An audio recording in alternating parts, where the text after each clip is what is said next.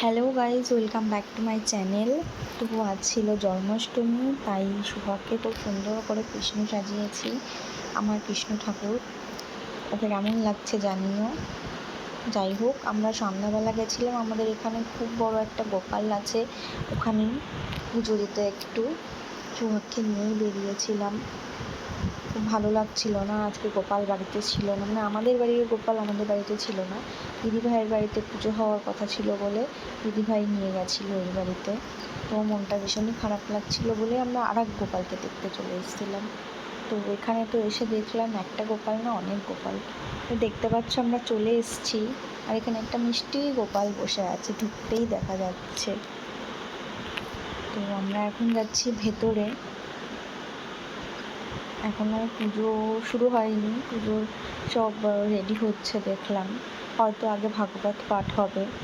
তো এই দেখো আমাদের এখানে খুব বড় গোপাল, এটা 2 বছর হলো প্রতিষ্ঠা হয়েছে। আর এখানে আরও ছোট ছোট গোপাল আছে, যাদের বাড়িতে গোপাল আছে তারা দিয়ে গেছে পুজোর জন্য সবাই। তো এই যে আমার গোপাল দেখতে এসছে, ঘুরছে দিব্যি, ভালো লেগেছে খুব এখানে এসে। আমি বললাম নমস্কার করো, তাই নমস্কার করলো।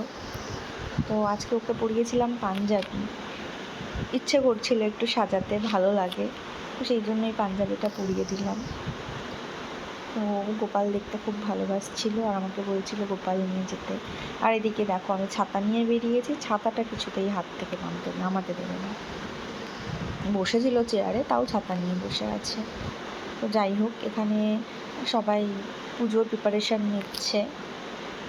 কিছুক্ষণ পরে এখানে ভাগবত পাঠ শুরু হবে। আমাকে অনেকেই বলছিল থাকতে, যেহেতু ছেলে ওখানে ছিল।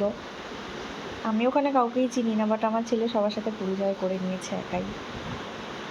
অনেকেই আসছে ঠাকুর দেখতে, আমরা গিয়ে একটু বসেছিলাম, বসে পুজো দিয়ে চলে এসেছি। তো এখানে শুরু হচ্ছিল ভাগবত পাঠ। তো আমি ছেলেকে নিয়ে চলে আসলাম বাড়িতে।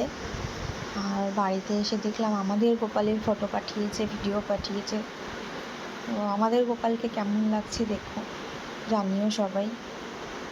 দিদিভাই ওই বাড়িতে পুজো দিয়েছে, দিদিভাইয়ের এবার ভীষণ ইচ্ছে ছিল গোপালকে নিয়ে যাওয়ার ওই বাড়িতে, সেই জন্যই নিয়ে গেছে। তো আমাদের গোপালকেও কিন্তু খুব মিষ্টি লাগছে। তোমাদের জন্মাষ্টমী কেমন কাটলো সবাই জানিও, আর চ্যানেলটাকে প্লিজ সাবস্ক্রাইব করে দিও।